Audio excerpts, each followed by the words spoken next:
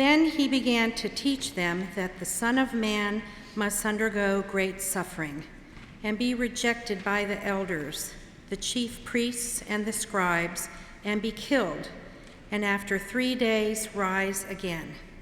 He said all this quite openly, and Peter took him aside and began to rebuke him.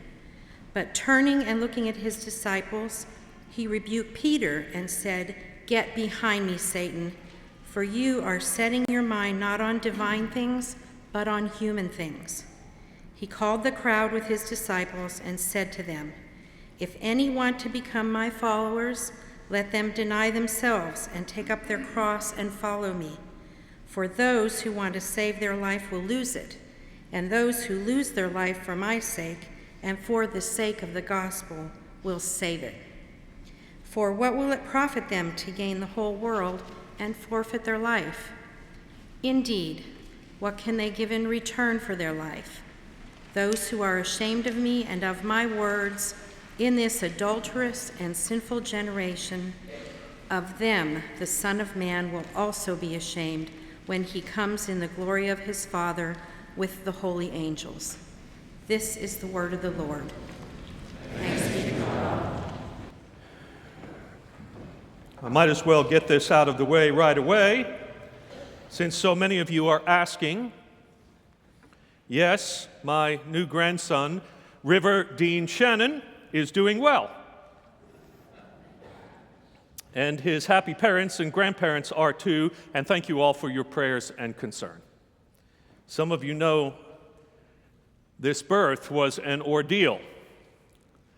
Jillian was induced on Valentine's Day at 41 weeks pregnant. The baby was ready. She was ready. Her body was, how shall I say, still closed to the idea. The drugs had to begin from a cold start, taking her from 0 dilation all the way to 10 before she could begin the 4 hours of delivery.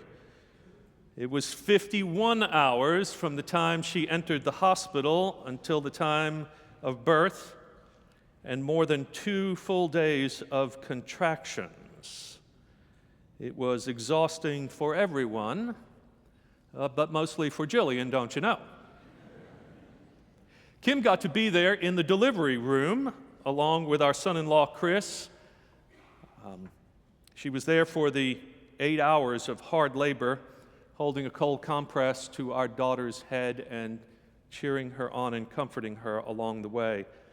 As a parent, you never want to see your child suffer, and you would do just about anything to take some of that pain away from her.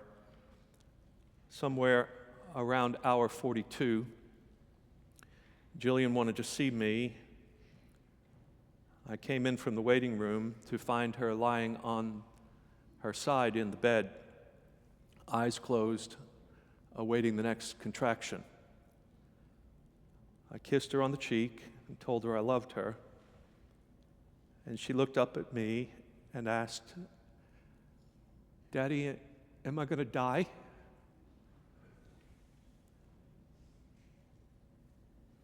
I told her, no, I didn't think so. But it would probably feel like that from there on until the baby was born. I told her this is one of the things love makes us do. And she has to go through this suffering for the sake of giving life to her little boy. God is with you, sweetheart, I told her. With every breath, try to imagine you are breathing in the Holy Spirit.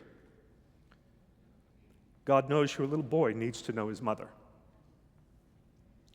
It's still hard for me, as you can tell, to think about that moment. But seeing Jillian with her little River now makes me proud of her beyond words. She's a warrior, that girl. Hey, Jillian in New York. I tell you that story not just because I want you to know it, and I know you want to know it, but because of something Jesus wants us to know too. He began to teach them that the Son of Man must undergo suffering, great suffering. Must, he said. The Son of Man, the one who in his person fully embodied what it means to be human, and at the same time taught us the very nature of God, this one tells us that he must undergo great suffering. Peter rebuked him for taking that view of things, and Jesus rebuked him right back. Peter thinks it's just a choice Jesus is making, and a bad one at that. He could go another way. He could make someone else suffer instead. That's really Peter's argument, see? Our people have suffered long enough. It's Rome's turn. We can do this, Jesus. But Jesus knows he must undergo suffering, rejection, and death if new life is going to come to the world. And that's not because God foreordained that some people must reject Jesus and kill him in order for this to take place. It's because that's the way new life comes about. There's the dying, and then the new life. This isn't something Jesus did once and for all, for one and all, so that we could then live like we want to. No dying, all living. No, this is a must for us too. If any want to become my followers, he says, let them deny themselves and take up their cross and follow me. For those who want to save their life will lose it, and those who lose it for my sake and the sake of the gospel will save it. So what does this must mean? If you and I want to be followers of Jesus, we must align ourselves with the pattern of reality God has embedded into all things. Our calling as Christians is not to follow our own bliss and to make ourselves happy. It is to follow the way of Jesus that calls for self-denial, that will sometimes feel like the end of our lives. But afterward, we will rise again. We will find out it's really a new beginning. Jillian had to trust that in the delivery room, and she will have to learn that as a parent for the rest of her life. Her life is not about herself. She will have to deny her own wishes 1,000,000 times over for the sake of her son. And as for the rest of us, whether we are parents or not, we have to learn that too. 1,000,000 times over. Must learn it. Must. Which leads us to the next thing about the meaning of must. We must live this way, not because self-denial is an end unto itself, but because it is the means of love for the sake of others. The way of Christ isn't about my good alone. It's about the common good. And this seems lost upon so many these days, especially as we agonize over the gun violence that is plaguing our country. We are locked in an ideological battle between gun rights activists and gun control activists. And at times, it's loud and nasty, and until now, nothing has gotten done. Just a lot more death up until now. But maybe hope is rising after 3 days, so to speak. These kids in Florida,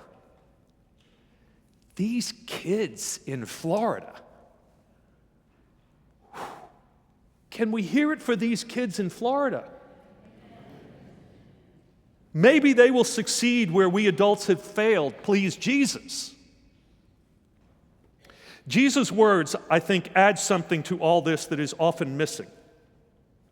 He calls us to set our minds on the things of God, not on human things.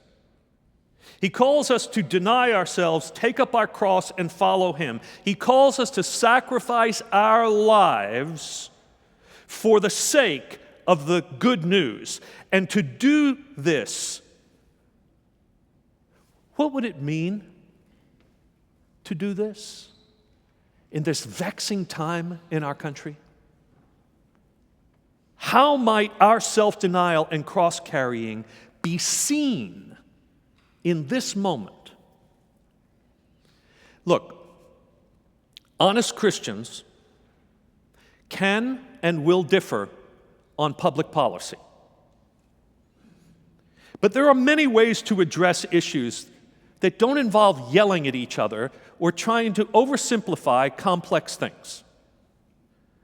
For instance, curbing mass shootings and devastating gun violence doesn't have to only come down to a choice between repealing the Second Amendment altogether on the one hand and confiscating everyone's guns, or arming every teacher in America on the other hand. There's a little bit in between, don't you think? I mean, things that are not about liberal or conservative ideology. It involves things like, say, considering why so many young males are committing these crimes. Missing fathers are, in almost every case, a part of the story, and mentoring vulnerable young men might make a difference, even without changes in laws. Limiting exposure to violence in our movies and video games. Better mental health care. Taking seriously the real problem of white supremacy and white nationalism in this country that fuels anger, nurtures hatred for others, and inspires so many of these shootings. These are cultural things. Lots of things can be done that don't involve policy changes. But hear this too. Working to change laws can also be what Christian cross-carrying looks like. Spiritual solutions to social problems require changed people, but also changed policies. When Jesus calls Peter Satan and tells him he has his mind set on human things, not divine things, he doesn't mean that all Christians have to offer the world are thoughts and prayers. Because otherwise we'd get political. The politics of Jesus were not otherworldly. They were about this world being organized in such a way that God's will might be done on earth as it is in heaven. And Jesus taught us to pray that way. He certainly expected us to work toward that too. The politics of Jesus is a nonviolent revolution of love. We must love our neighbors in such a way that we will suffer with and for them rather than making them suffer or just leaving them in their suffering. Billy Graham died this week. He was a remarkable man of God, and I take comfort in the fact that he was only a man, like the rest of us. Not perfect. Millions responded to his message of God's love in Jesus Christ and found a relationship with God that brought peace to their hearts. His humility was one of his most endearing personal qualities, and that included admitting when he was wrong and learning from it. A Catholic commentator wrote this week about him. Billy Graham was asked once why he preached only personal salvation and not peace and justice. He said that as people become converted, they would be peacemakers and justice seekers. He was pressed further. How come he'd been converted and wasn't more upfront then about these things? From that day, to his credit, Graham included more of the dimensions of the good news in his preaching. Following Jesus, we're called to make visible the good news, and that means both putting it into words and showing it by our lives, what it means in terms of justice and love.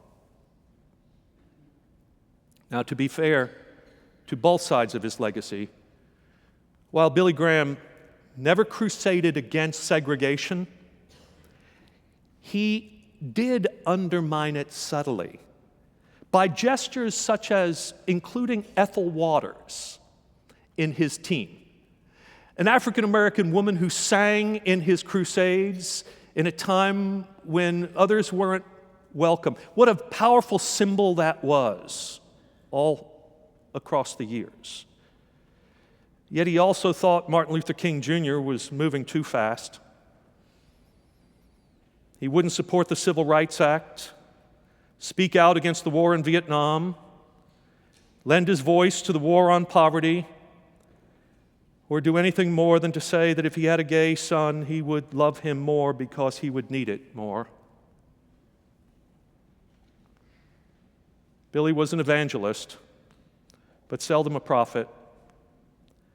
I can't help but wonder, though, how evangelical Christianity in this country might be different today if he had been. We each have our unique calling, but being spiritual will always include our willingness to undergo suffering, be rejected by religious authorities, sometimes government authorities too, and maybe even be killed for the sake of the whole gospel of Christ. Here's an example. I love the Bill of Rights, especially the First Amendment. Religious liberty, freedom of the press and all of that, right? But the Bill of Rights is not the Ten Commandments. The first 10 amendments to our Constitution were not handed down by God on Mount Sinai. They are about individual rights. The Ten Commandments is about what's right. The Bill of Rights, for all its merits, is about the individual, while the Ten Commandments is about our common life, our duty to God and to our neighbor. The church exists in that middle space, holding together rights and responsibilities, never one without the other. There's a radical way that comes between denying the rights of others and claiming my own rights. It's the way of Jesus, which involves self-denial, that calls for self-restraint for the sake of the common good. Even if all the laws in this country remain as they are today, and I hope they don't, and I'm going to find ways to work to help change them in some ways. I hope you will too. Nonetheless, Christians, we don't have to buy guns just because we can. That's not what must means. We don't have to buy into a culture of violence that thinks the way of peace and justice is about good guys with guns shooting bad guys with guns. The policeman who was assigned to that school was fully armed, and he chose to hide and protect himself while those kids were being killed inside, which proves arming people in the schools isn't the answer. I feel for that man. How will he live with himself now? He saved his life, but he lost it. We can model a different way of being, people, by learning to deny ourselves and carrying our cross for the sake of love.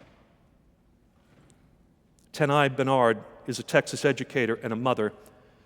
She was driving her 5th grade son, Des, to school this week, and she'd had all this on her mind about what was happening in the schools, and so she wanted to make sure that her son's school was attentive to all of this, and she asked if they'd been rehearsing lockdown drills and all of that, and he said, "You mean active shooter drills, Mom?" And she said, "Yeah." And he said, "Yes, we've been doing that." And she said, "Well, how does that go?" And he said, "Well, the teacher goes and closes the door and locks it and then puts black paper over the window. And then I and 2 other kids, we push a table in front of the door, and the other kids in the class go put their backs against the back wall, and the 3 of us stand in front of them."